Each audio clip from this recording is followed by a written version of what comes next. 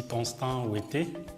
Je suis ingénieur de génie informatique et de génie électrique aussi à la base.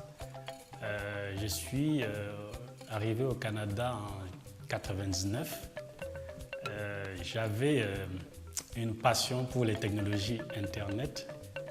Donc j'ai commencé à travailler sur l'Internet, les technologies Internet à Polytechnique au Cameroun. C'était d'ailleurs l'objet de mon mémoire de fin d'études en 1995-1996. Je dois rappeler ici que c'était l'une des premières applications Internet qu'on a développées au Cameroun. C'était un framework pour mettre les universités camerounaises sur l'Internet. Fort de cette expérience, j'ai voulu continuer ma carrière dans le domaine de l'Internet, mais l'environnement au Cameroun n'était pas encore prêt. J'ai par exemple collaboré avec Intelcam au début, voir comment personnellement je pouvais démarrer un service Internet de messagerie dans la ville. Intelcam par exemple n'offrait pas encore de services au Internet Service Provider à l'époque. Il m'est venu à l'idée d'aller à l'étranger. J'ai regardé un peu au Canada, aux États-Unis. J'ai constaté qu'en 1997-1998, il y avait pas mal d'opportunités dans ce domaine par ici. Donc voilà une des motivations qui m'a entraîné ici.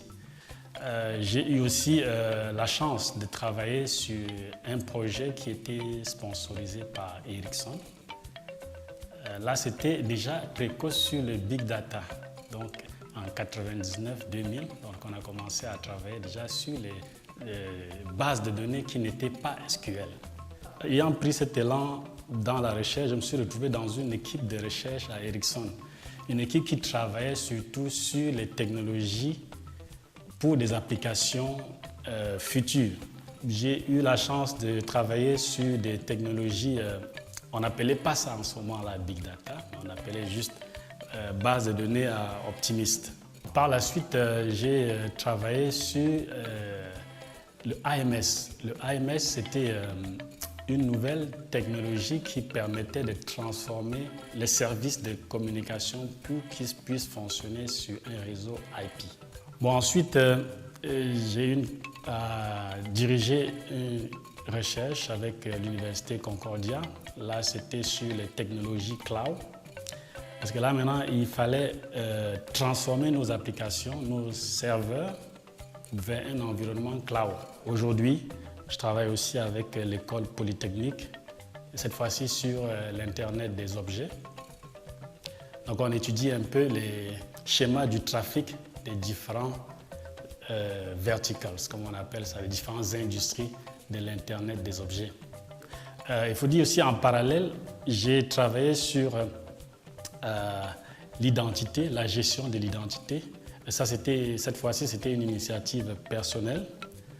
Et c'est ça d'ailleurs qui a donné lieu à la technologie de système d'identification mobile que j'ai développé avec mon équipe à Ericsson et qui a donné lieu aussi à un nouveau produit que nous appelons aujourd'hui à Ericsson le Mobile Digital Identity, lequel aussi fait partie du standard Mobile Connect. C'est un système, n'est-ce pas, qui permet aux individus d'être identifiés à partir de leur abonnement réseau, qui est un abonnement fiable parce que les opérateurs de télécommunications ont l'obligation d'identifier correctement et physiquement leurs usagers.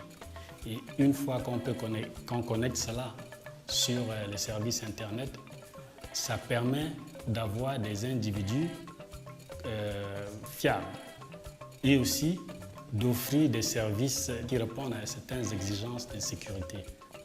Donc, moi, je vois un scénario où le gouvernement du Cameroun veut se numériser. C'est incontournable qu'il faut avoir un système d'identification des individus et un système comme ce que nous proposons dans ce cas pourrait jouer un rôle important.